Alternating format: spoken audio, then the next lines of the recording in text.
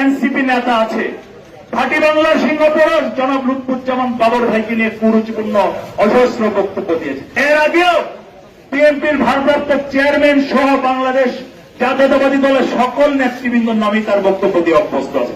আরে নাসিরউদ্দিন বাবরে, আমি তোমাকে বলতে চাই, শেখ হাসিনার কারাগারে যখন লুৎফুজ্জামান বাবর গ্রেপ্তার হয়েছিল, যে কতদিন রিমান্ড কেটেছে, উনার রিমান্ডে থাকা অবস্থায় যে পরিমাণে রক্ত নাক দিয়ে ঝরেছে, সেই পরিমাণে রক্ত তোমার শরীরে এখন পর্যন্ত হয়নি।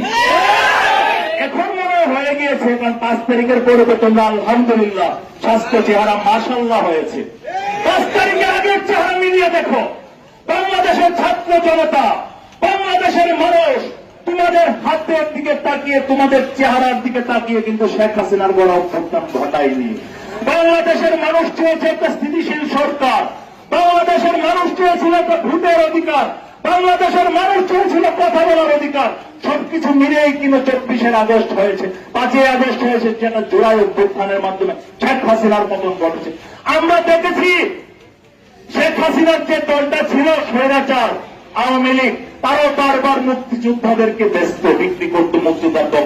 আরে বাবা, আমার বাবা একজন মুক্তিযোদ্ধা, আমি তো মুক্তিযোদ্ধা সন্তান। বাংলাদেশে মুক্তিযুদ্ধ খুঁজতে গেলে সবচেয়ে বেশি কিন্তু বিএনপিতেই পাওয়া যাবে।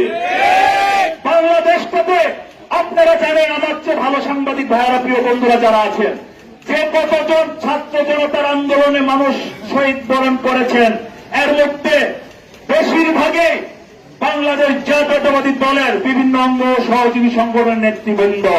তারপরে যেসব আলো জনগণ মারা গিয়েছেন, তারপরে যেসব সাধারণ মানুষ মারা গিয়েছেন, নাসিরউদ্দিন পাটোয়ারি, ডার্বি পাটোয়ারি ভাবে আপনাদের কে মারা গিয়েছে?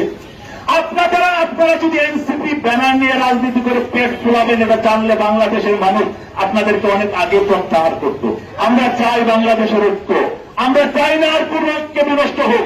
আমরা সকলে ঐক্যবদ্ধভাবে বাংলাদেশটাকে সুন্দরভাবে সাজাতে চাই।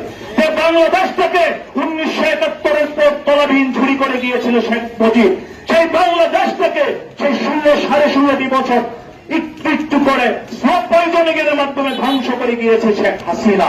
আমরা কি আর অতীতের দিকে ফিরে যাওয়া উচিত?